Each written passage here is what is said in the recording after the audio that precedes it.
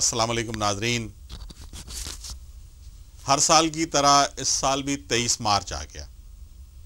23 مارچ 2013. ایک 23 مارچ 2013 سے پہلے بھی آیا تھا کہ جو 23 مارچ 1940 تھا. 23 مارچ 1940 کو برصغیر کے مسلمانوں نے ایک فیصلہ کیا اس وقت کے منٹو پارک میں بیٹھ کر کہ ہم اس سرزمین پر ایک ایسا ملک بنانا چاہتے ہیں جہاں اللہ کی حاکمیت ہوگی. اس فیصلے میں اللہ تعالیٰ نے برکت ڈالی اور 7 سال کے مختصر عرصے میں وہ ملک قائم ہو گیا.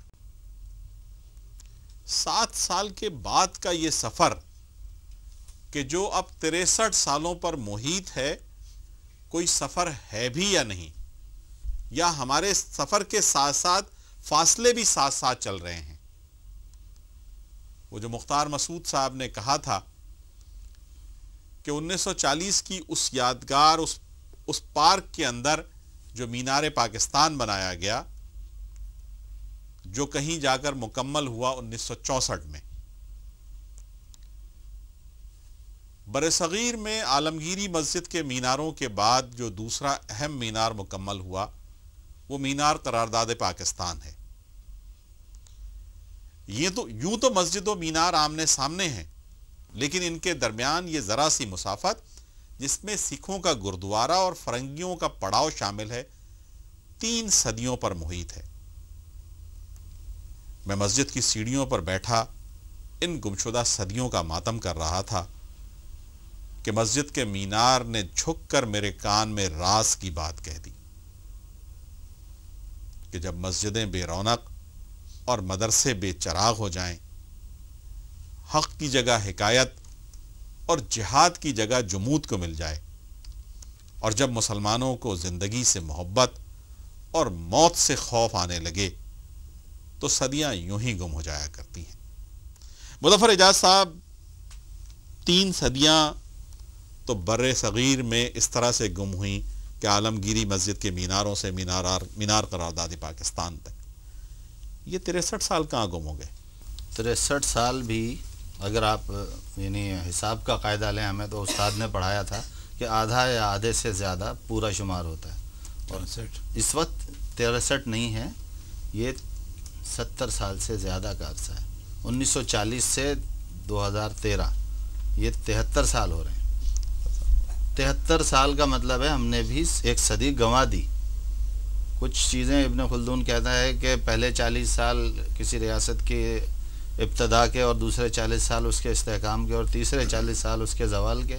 ہم تیسرے 40 سال کو گزار رہے ہیں.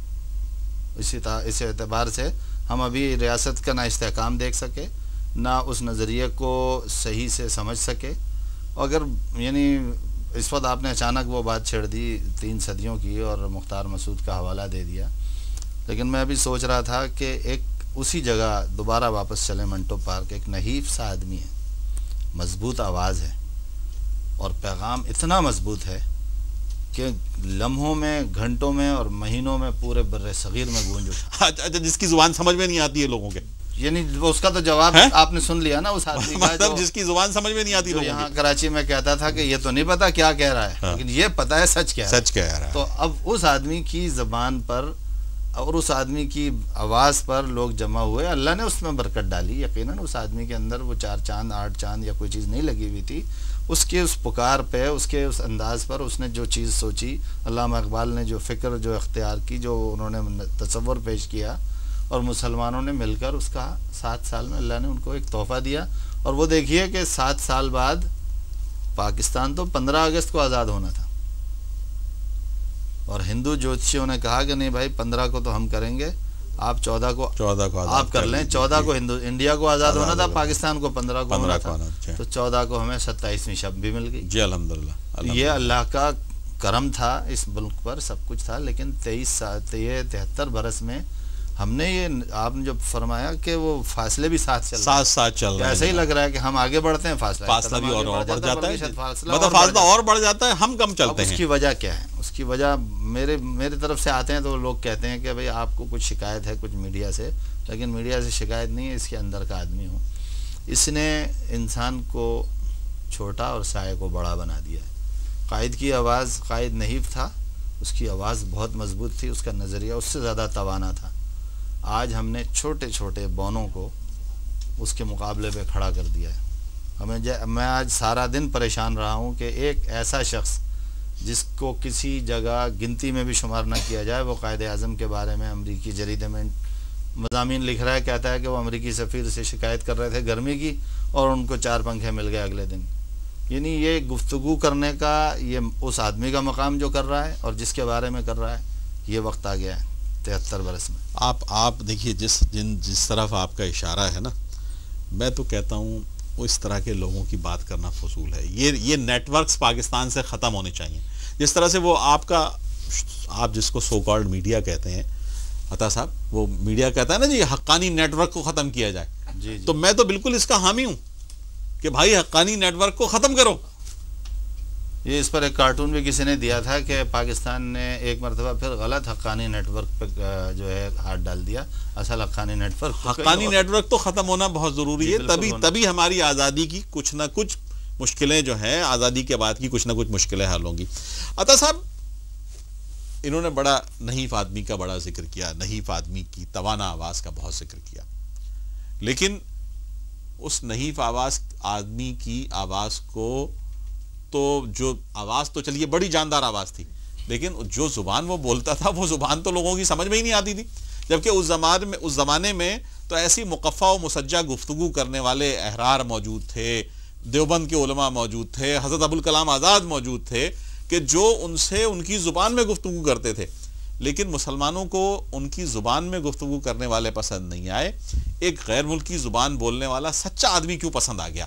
دیکھیے، قائد اعظم کی شخصیت جو تھی وہ بہت مضبوط شخصیت تھی، اور انہوں نے کبھی بھی اصولوں پر سودے بازی نہیں کی، اور ہمیشہ جو اپنے پروفیشن میں بھی انہوں نے بہت ڈٹ کے اور بہت اصولوں کے ساتھ، تو ان کی وہی شہرت جو تھی وہ عوام الناس میں تھی۔ اور دوسری بات یہ کہ قائد اعظم ایک سچے آدمی تھے، جو بات کہتے تھے اس پہ ڈٹ جاتے تھے، اور وہ ڈٹے رہے، اور انہوں نے مسلمانوں سے جو وعدہ کیا تھا وہ وعدہ پورا کیا۔ اب رہی بات یہ کہ آپ نے 3 صدیوں کے ماتم کی بات کی، تو جناب آپ نے جہاں سے بات شروع کی کہ مسجدیں ویران ہو جائیں، تو آج مسجدیں ویران تو نہیں ہیں، مسجدیں آباد ہیں، اور بہت ہی آباد ہیں۔ پھر یہ کہ جمود کی جگہ جہاد کی جگہ جمود، حق کی جگہ حکایت اور جہاد کی جگہ جمود کو مل جائے، تو جمود بھی ختم ہے، جہاد بھی جاری ہے۔ تیسری چیز یہ کہ حکمرانوں میں ابھی وہ بات پیدا نہیں ہوئی۔ اگر حکمرانوں میں وہ بات پیدا ہو جاتی تو آج معاملات جو ہے، ساری ہماری خرابی کی جڑ جو ہے وہ حکمران ہے، قیادت ہے۔ اگر یہی قیادت ہمیں اچھی مل جائے، کہاں سے ملے گی؟ اسی کون سے ملے گی؟ لائے گا کون؟